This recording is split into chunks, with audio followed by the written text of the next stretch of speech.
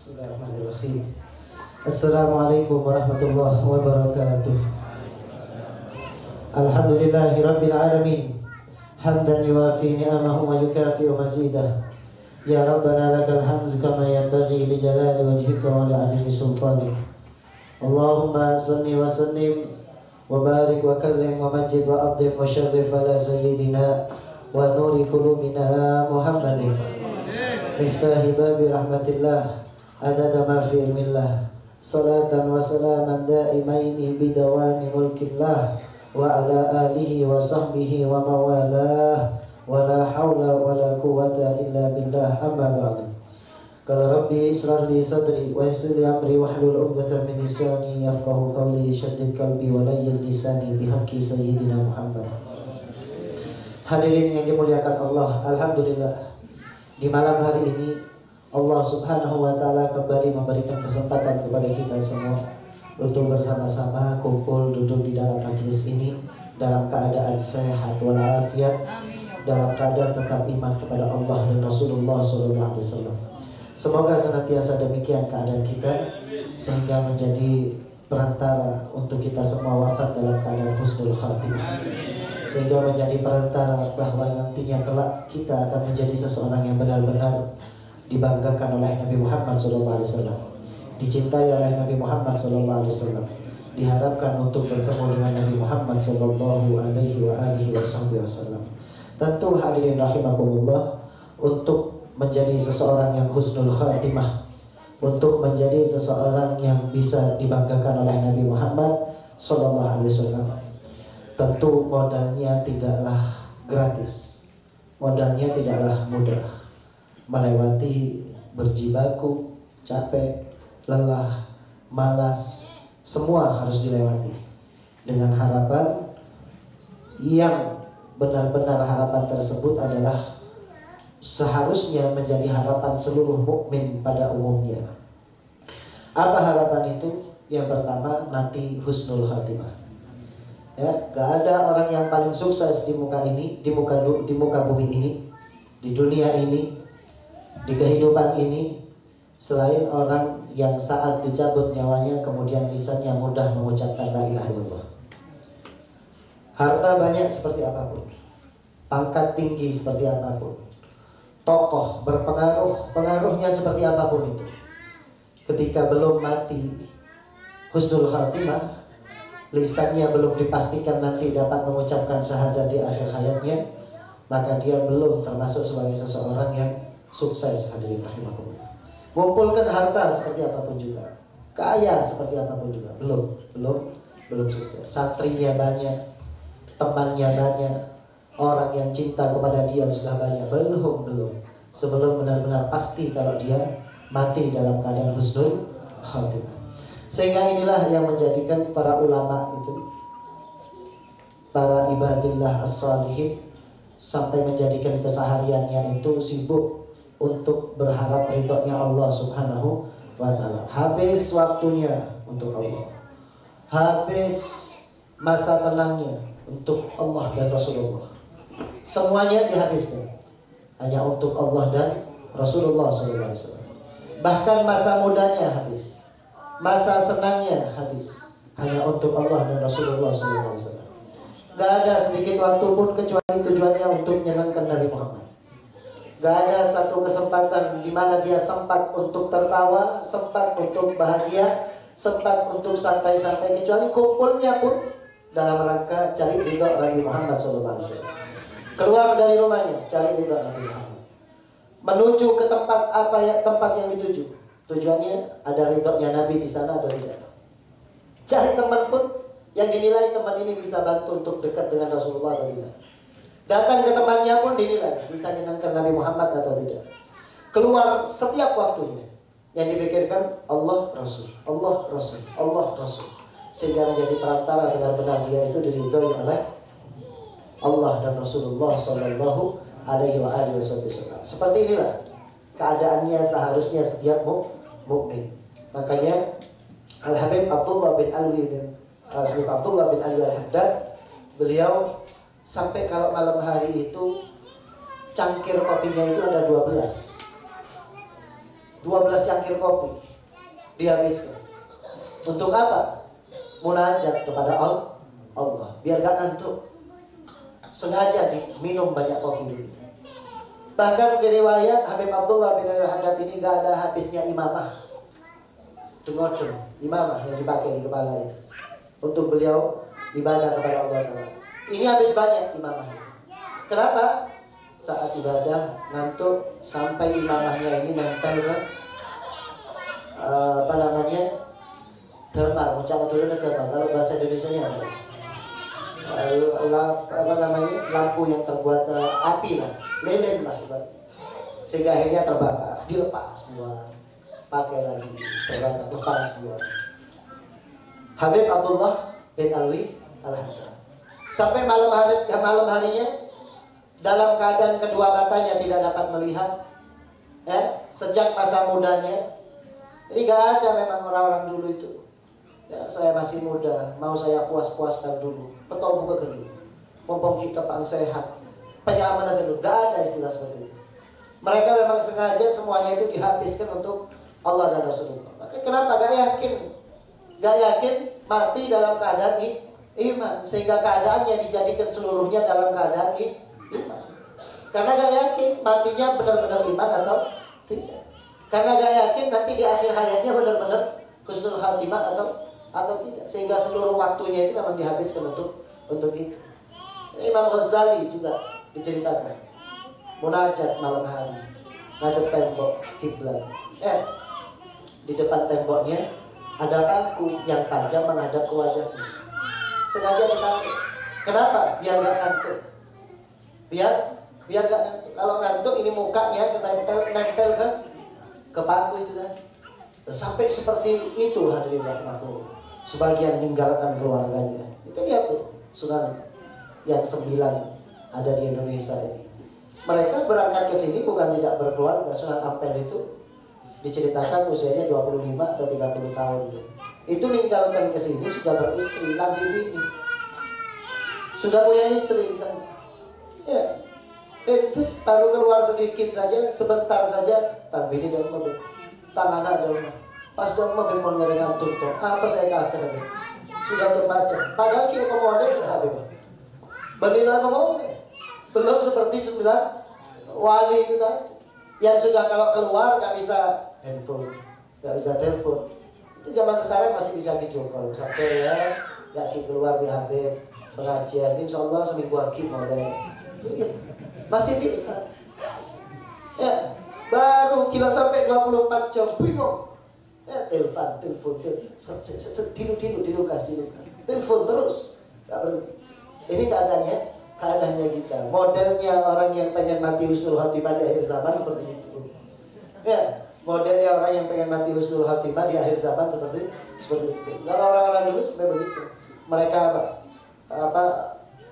meninggalkan kesenangannya, bahkan keluarganya pun diwasiatkan untuk benar-benar sudah kamu jangan harap-harap lagi ya. Kalau mereka itu kalau sudah keluar begitu. Bagaimana ibunya Imam Ghazali saat mengizinkan putranya berangkat untuk taklim, itu kalau sudah berangkat sudah gak diharapkan baliknya hadirin. Kalau sudah berangkat sudah gak diharapkan baliknya. Dari mana mau hubungi? Zaman dulu gak ada handphone, gak ada telegram, gak ada pos, gak ada apa. Berangkat sudah. Apa kata ibunya? Nah, berangkat ya, berangkat kamu. Nanti kita ketemu di surga kata ibunya. Nanti kita ketemu di surga. Kenapa? Karena memang gak pantas gitu loh. Merasa tenang, merasa nyaman ada di dunia ini. Jadi tinggalkan nanti punya istri, tinggalkan nanti punya anak untuk menyenangkan Nabi Muhammad SAW. Tinggalkan semuanya untuk menyenangkan Nabi Muhammad SAW. Nanti urusan kalau kamu sudah bisa menyenangkan Nabi, kalau kamu sudah bisa mencari pandangan Allah, mencari rahmatnya Allah, yang ngurus semuanya itu adalah Allah dan Rasulullah. Yang ngurus semuanya itu adalah Allah dan Rasulullah.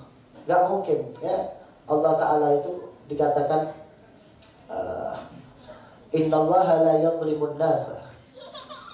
Sesungguhnya Allah Ta'ala itu tidak zalim kepada manusia, tapi manusianya yang banyak zalim kepada Allah. Allah gak zalim. Jadi kalau kamu bayar itu Allah dengan waktumu, Allah Ta'ala akan bayar apa yang menjadi hajatmu. Gitu kan? Kalau kamu habiskan otakmu untuk mikirkan dakwahnya Allah, dakwahnya Rasul, ya Allah Ta'ala gak mungkin terima itu cuma-cuma. Tetap Allah Ta'ala akan bayar. Dan Allah Ta'ala kalau sudah bayar itu kontan. Allah Ta'ala kalau sudah bayar itu gak perlu butuh kepada waktu yang lama. Allah Ta'ala kalau sudah bayar itu gak setengah-setengah hari ini, ya, bahkan lebih daripada apa yang kita berikan untuk Allah dan Rasulullah Sallallahu Alaihi Wasallam. Oleh karenanya semangat terus hadirin rahimakumullah, usaha terus sampai sekiranya kita punya waktu itu habis untuk Allah dan Rasulullah Sallallahu Alaihi Wasallam. Beb, apakah antum sudah habis waktunya? Belum, sekarang juga sedang usaha untuk gimana kita punya waktu itu semuanya habis untuk Allah dan Rasulullah. Mulai daripada matanya melek sampai merem lagi, gimana caranya punya otak dulu itu, mikir Allah sama Rasulullah. Gimana ini biar dakwah, gimana ini biar sukses, gimana ini biar, karena ada titik-titik yang menjadikan Nabi Muhammad itu bangga saat kita meletakkan kita punya pikiran itu di situ. Nah, makanya jangan sampai termasuk kepada apa yang dikatakan oleh Al-Imam Ali ibn Abi Thalib, bahwasanya kamu termasuk sebagai seseorang tadaraku humuhum ma bainal batni wal farji.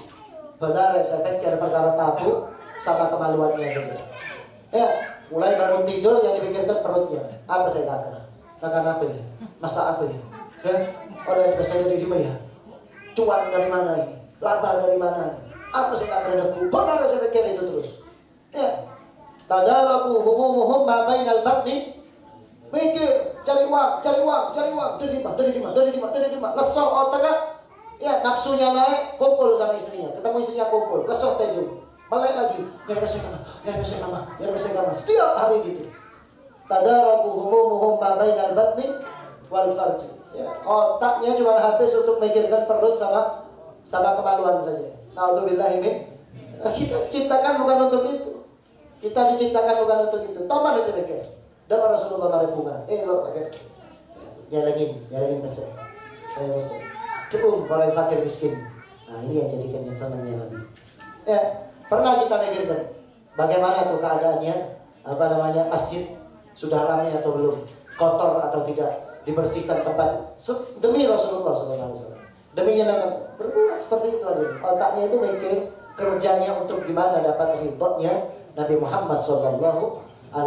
Karena apa? Kalau sampai kamu terus menjadi orang yang seperti ini, hadirin rahimakumullah, benar saya pikir tentang perutnya, maka kamu gak ada bedanya dengan apa yang dikeluarkan dari perut. Gak ada bedanya. Kamu gak ada bedanya dengan apa yang dikeluarkan dari perut. Gak mau keluar kalau gak untung. Gak mau keluar kalau gak untung. Tunggu dulu hasil enggak ini. Hitung dulu. Ini kalau saya ikut itu ada online lagi. Mana ada online ada kita tuh. Kalau Pak Ali ini hasil. Ya, gitu. Kalau sekiranya hasil dapat faedah, ya keluar dari rumah. Kalau sudah urusan nggak dapat apa-apa, nggak dapat duniawiyah, nanti dulu. Nanti dulu. Nah, ini yang perlu kita paksakan di dalam keseharian kita. Sampai kita benar-benar jadi orang yang sesuai dengan apa yang diharapkan oleh Nabi Muhammad Sallallahu Alaihi Wasallam. Kita baca hadis yang ke-13. Di dalam hadis yang ke-13 ini Nabi Sallallahu Alaihi Wasallam menerangkan sifat-sifat yang mana menjadikan orang yang memiliki sifat-sifat ini nanti akan berada di bawah naungan Allah Subhanahu Wa Taala di hari kiamat. Ya, kalau nggak punya 7 sifat ini, berarti dia nggak bakal dapat naungannya Allah di hari kiamat. Kamu bakal dibiarkan kepanasan, bakal dibiarkan susah, bakal dibiarkan sumpah, nangis, mandi keringatmu nanti di hari kiamat. Kalau kamu bukan termasuk kepada orang yang 7 ini. Ya, Wa an Abi Hurairah radhiyallahu anhu qala, dari Abi Hurairah radhiyallahu taala anhu. Kalau dia mengatakan, sami'tu, aku mendengar Rasulullah sallallahu alaihi wasallam yaqul, Nabi Muhammad bersabda, sab'atun, ada 7 orang, yudhilluhumullahu fi dhillihi, yang nanti akan diberikan naungan oleh Allah Ta'ala Yauma la dhilla illa dhilluhu. Di hari tidak ada naungan kecuali naungan dari Allah Subhanahu wa ta'ala. Ada 7 orang. Para muhaddisin mereka mengatakan ini bukan berarti cuma 7 ini. Tapi di lain kesempatan Nabi juga mengatakan selain daripada 7 ini ada orang-orang yang juga mendapatkan naungan nanti di hari kiamat. Ya, seperti orang yang berbakti kepada orang tuanya, seperti orang yang bersedekah, dia akan dinaungi dengan sedekahnya nanti di hari kiamat. Nabi juga pernah mengatakan dia akan mendapatkan naungan dari Allah Subhanahu wa ta'ala. Dalam artian naungan ini adalah dilindungi oleh Allah ta'ala. Gambarannya belum tentu seperti payung begitu, tidak. Tapi bisa jadi kamu jadi orang yang tetap wujudmu seperti wujudmu di dunia dulu. Kemudian kamu tetap tenang di saat semua orang bingung, ya. Kamu tetap dingin di saat semua orang itu kepanasan. Itu bisa dikatakan dul dari Allah Subhanahu wa ta'ala, ya. Sehingga hadis ini, hadirin rahimakumullah, ulama itu mengatakan bukan 7 ini saja, tapi di lain kesempatan An-Nabi Sallallahu Alaihi Wasallam juga memberikan iming-iming memberikan iming-iming naungan kepada orang-orang yang selain daripada 7 ini beramal soleh kepada Allah Subhanahu wa ta'ala. Nah, yang pertama, siapa yang pertama? Al-Imamul Adil, imam yang adil. Imam yang adil. Imam yang adil ini pemerintah yang adil, bukan pemerintah yang boleh atau yang tebang pilih, tidak adil, ya. Nah, pemerintah yang adil ini, hadirin yang dimuliakan Allah, sebenarnya kalau jadi pemerintah itu enak.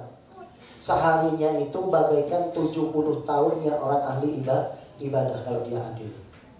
Ya. Kalau dia adil, enak saja. Tidurnya dia itu dinilai seperti ibadahnya 70 tahunnya orang ahli ibadah. Karena sebab ibadah adil di dalam memerintah. Tapi kalau misalkan dia tidak adil, berarti lebih buruk daripada itu. Lebih buruk daripada paling buruknya orang. Paling jeleknya orang adalah paling tidak adilnya orang. Nah, Al-Imamul Adil. Kalau mau mengaca kepada Umar ibn Khattab, kita lihat tuh. Kalau sudah adil, keramat hadirin. Kalau sudah adil, ucapannya bakal didengar oleh Allah. Kalau sudah adil, begitu dia ucapkan A, Allah Ta'ala akan takdirkan menjadi A di muka bumi. Bagaimana kejadian Umar ibn Khattab? Annahu atat zalzalatun azimah. Saat beliau menjadi khalifah, menjadi presiden saat itu, atat zalzalatun azimah. Datang gempa bumi yang sangat besar. Di zaman Sayyidina Umar, hatta kadatil jibal antaqo, sampai gunung itu hampir runtuh, hampir berantakan semuanya. Ya, fadarabal arda bisautihi, akhirnya bumi itu dipukul pakai tongkatnya. Ya, wa qala uskuni, he dunia, tenang. Ya, sambil dipukul bumi. Tenang wahai bumi. Ya, in lam akun adilan fawaidun li Umar. Fasakanat walam ya'ti ba'daha misluha. Hai bumi, kalau Umar gak adil, maka Umar ini celaka. Tenang, jangan gerakkan. Ya. Fasakanat. Akhirnya bumi yang tadi mau gempa itu burung gak jadi. Langsung jadi tenang lagi. Sampai semasa beliau jadi khalifah, gak pernah di masa beliau itu terjadi gempa. Kenapa? Imamnya adil. Kalau imam yang model-model sekarang ini, ya mau pakai speaker teriak-teriak, bumi tenang, bumi jadi guncut bumi. Ya, ente kurang ajar, tak digoyang sama bumi, mati. Ya, tidak didengar sama Allah. Ketika apa? Dia sudah tidak dekat dengan Allah Subhanahu. Kalau Sayyidina Umar tinggal tongkatnya dipukul. Bumi, tenang. Ya, kalau Umar gak adil, ya, baru kamu boleh marah. Tapi ini Umar masih adil, sehingga akhirnya bumi ini menjadi tenang. Bahkan Sayyidina Umar ini pernah juga ya, Nil itu gak keluar air. Akhirnya sama Sayyidina Umar soroten, sungai Nil itu disurati. dari Umar bin Khattab untuk Nil. Ya, ayo keluar. Disuruh keluar akhirnya. Disuruh keluar. Ya, dilempar sama Sayyidina Umar sama orang yang melapor ketika itu ke Sungai Nil. Kagak lama Sungai Nil keluarkan air khalifah adil. Kalau sudah khalifah gak adil, ya seperti sekarang lah. Itulah Indonesia. Gitu kan? Sambung menyambung tidak adilnya itu. Allah, alhamdulillah. Apes kita orang ini, apes. Kenapa? Punya pemimpin itu loh kokro lagi. Aduh, pas kamar. Allah, ya Rabb, ya Rabb. Qalu, dikatakan maktubun fi asa Musa, telah tertulis di tongkatnya Sayyidina Musa. Annal alima idza lam ya'mal bi ilmihi yakunu huwa wa iblis sawa. Di tongkatnya Nabi Musa itu ada tulisannya. Alim, ya, kalau tidak ngamalkan ilmunya maka dia sama iblis sama saja. Ya, alim paham hukum. Tapi jangan remehkan. Kalau sudah alim itu duduk sama pemerintah, hadirin rahimakumullah, keneng kagenan subhat. Jangan mau ngaji hari Selasa, ya dibahas tentang wirai, tentang warok itu. Orang kalau sudah kemasukan makanan-makanan yang nggak jelas hukumnya, ya datang ke ke istana, datang ke pemerintah, perutnya kemasukan makanan-makanan yang nggak jelas, amplopnya dari arah yang nggak jelas, ya maka apa, fatwanya pun fatwa-fatwa yang ngelantur. Ya muncul Natal, nggak ucapkan. Kita kan toleransi. Ya, macam molot di dalam gereja toleransi. Saya tidak bisa bayangkan itu. Ya Nabi salam di gereja. Ya Allah, bicara gendeng orang. Ya kan gila. Baca maulid di dalam gereja. Allah, kalau ada maulid Nabi, ya halaim yang ngadakan, tidak terima. Tapi kalau sudah gereja Natalan dijaga. Na'udzubillahi min. Kenapa ulama-ulamanya sudah kemasukan amplop-amplop yang gak jelas hukumnya? Wala halal gak jelas, wala haram gak jelas. Padahal kemarin itu dikatakan, kalau kamu masih ragu, kalau kamu yakin di haramnya, kalau kamu yakin di halalnya, ragu di haramnya, maka kamu tinggalkan itu, kamu menjadi orang yang warok. Yakin halal, tapi ragu, ada keraguan ini masih ada keharamannya atau tidak. Maka kalau kamu tinggalkan, maka kamu dikatakan orang yang warok. Apalagi gak jelas. Ya, yang dibagi-bagikan uangnya rakyat. Ya, Allah, kalau sudah ada orang alim yang model seperti ini, siap-siap hadirin untuk mendapatkan fatwa-fatwa yang gak sesuai dengan Nabi Muhammad SAW. Itu tulisannya di tongkatnya Nabi Musa. Wal wali idza lam ya'dil bainan nas yakunu huwa wa fir'aunu sawa. Pemerintah atau pejabat, ya, ketika dia tidak adil, maka antara dia dengan Fir'aun sawaun, sama. Di tongkatnya Nabi Musa, ya. Jadi kalau sudah dia itu zalim, ya gak ada bedanya sama Fir'aun. Fir'aun itu kalau ketemu dengan orang kaya langsung dikudeta habis hartanya, diambil semuanya, dijadikan melarat. Ya, gak terima. Ya, keadaan dunia seperti sekarang inilah. Begitu ente kaya sedikit, pajaknya langsung gede. Begitu ente kaya sedikit, bensinnya langsung dinaikkan.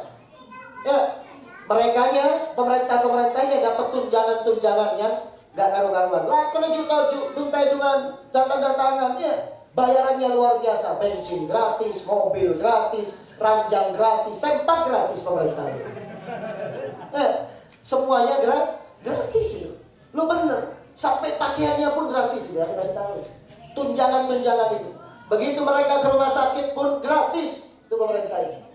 Ya, padahal aku udah jelas. Kerjanya gak jelas. Umatnya yang bertani, yang nelayan, yang kerja kepanasan, yang sakit, semuanya itu, ya kan? Mereka diperas habis Sampai begitu bensinnya pun semakin dinaikkan. Wes, ditegak tegak-tegaknya itu lehernya sampai sekiranya kita mati. Nah, itulah keadaan kita. Bagaimana mobil yang harusnya cukup pakai mobil Innova, kerjanya cuma dalam kota keliling, mobil dinas katanya. Pakai Innova, diganti pakai Alphard yang harganya mahal, padahal utangnya banyak. Ranjang yang harusnya cukup pakai kasur, kapuk saja sudah cukup sudah sebenarnya. Pakai King Koil yang harganya 60 juta, kan gila. Katanya utangnya banyak, tapi tunjangannya nggak jelas seperti itu, seperti itu banyak. Bahkan anak daripada pemerintah itu uangnya sampai miliaran lagi, kerjanya juga nggak jelas, uangnya sampai miliaran. Alhamdulillah ini. Nah, itu sama dengan Fir'aun ini. Pemerintah yang nggak adil dia sama dengan Fir'aun. Watajiru idza lam yunfiq amwalahu fima faradallahu alaihi wa lam yajma'ha min hillin yakun huwa wa qarun sawa. Dan orang tajir, orang kaya yang tidak menginfakkan hartanya kepada yang diwajibkan oleh Allah Ta'ala, dan dia tidak mengumpulkan hartanya dari jalan yang halal, maka dia dengan Qarun sama saja. Kalau Qarun, kalau ada orang kaya, pelit, panggil Qarun, Kamarun, panggil Qarun, huwa wa Qarun sawa, kata Nabi Musa. Wal fakiru, dan orang melarat, kena takbir. Wal fakiru, dan orang melarat, idza lam yasbir, kalau nggak sabar, ala fakrihi, atas kefakirannya, yakunu huwa wal kalbu sawa, dia dan anjing sama saja. Saran ente lagi. Orang soki kita ki ya lokho, ente fukara dan masakin dipanggil anjing sama Nabi Musa. Anta wa kalbu sawa, al fakir lam yasbir, kalau nggak sabar. Kalau nggak sabar, orang fakir nggak sabar itu gimana, Beb? Asal roto. Susah kamu di. Padahal benar ya, kayak tabung kenyang. Tabungan kenyang. Ya kan? Pas kemarin, setiap ketemu pas kemarin, susah deh, bingung deh, setiap ketemu gitu, lam yasbir, atau naudzubillah sampai merampok, sampai judi, sampai mencuri, sampai ambil jalan-jalan pintas, lihat sandal bagus, cocok, sambil burung, nggak sabar ini, fakir nggak sabar, maka dia dengan anjing sama saja. Siapa yang bilang? Nabi Musa, di tongkatnya itu ditulis begitu. Sayyidina Umar bin Khattab yalbasu al-muraqqaq ma'an minasya wa yatawassatu al-hajara fayanamu 'ala al-ardi. Sayyidina Umar itu kalau jadi pemimpin yang adil begini, pakaian biasa saja. Pakaian biasa. Wa yatawassat, dan beliau itu pakai bantal dari batu bata. Bantalnya batu. Fayanam 'ala al-ardi, kalau tidur di atas tanah. Ini pemerintah yang adil begini. Syahadahu Malikur Rum, sampai akhirnya ketemu sama Raja Rum. Kan terkenal ya, kerajaan Islam itu begini. Wibawa, ditakuti, selalu menang perang. Didatangi sama Raja Roma. Ketika didatangi, mana pemimpinnya umat Islam? Mana yang dikatakan Umar bin Khattab? Begitu ketemu Sayyidina Umar, pakaiannya jelek, tidurnya di atas tanah, bantalnya dari batu, maka beliau mengatakan, ya Umar, adalta fa'aminta fanimta. Umar, kamu itu memang adil. Sampai akhirnya apa? Kamu itu menjadi orang yang bisa tidur. Ya belum tentu loh pemerintah itu yang zalim kepada kita malamnya bisa tidur enak kayak kita. Belum tentu. Begitu sudah ada korupsi, setiap lihat HP khawatir KPK yang input. Khawatir KPK, curiga tok bawaannya. Kenapa? Sudah korupsi. Kelihatannya mewah, kelihatannya senang. Malamnya belum tentu dia bisa tidur. Dihatui terus. Jangan-jangan nanti dirampok, jangan-jangan nanti dicuri, jangan-jangan nanti diambil harta saya sama orang. Sehingga apa? Kasih CCTV, kasih herder, kasih satpam, gembok, Wah, kayak beri talenya pakai ke jempolnya dia saat dia tidur. Nanti mau pada orang buka laptop kita mau langsung sambil takut. Kenapa? Begitulah. Dia tidak akan menghadapi hidup yang tenang saat dia tidak adil. Kenapa Sayyidina Umar sampai seperti itu? Malam hari beliau itu nangis. Yabki lailan wa naharan, siang nangis, malam nangis. Fasuila, kenapa Umar kamu kok sampai seperti itu? Qad ulitu amran in a'dil uhasab wa in adlim u'aqab. Aku ini telah dikasih satu beban yang kalau aku adil bakal dihisab, kalau aku zalim aku bakal disiksa. Hati-hati. Hati-hati. Kadang sampai direbut, pengen jadi lurah, pengen jadi ini, sampai nyogok mati-matian. Padahal kalau kamu adil kamu bakal dihisab sama Allah. Pengen jadi bupati, pengen jadi gubernur, sampai nyogok sana nyogok sini, ya Allah. Kalau sudah adil bakal dihisab loh sama Allah. Dan kalau kamu gak adil kamu bakal disiksa. Sayyidina Umar nangis setiap hari. Kalau malam nangis sampai subuh. Kata istrinya, Umar tidur, kamu itu sudah dijamin surga sama Nabi Muhammad. Kenapa kamu masih nangis? Ini adalah waktu untuk aku bersama dengan Allah.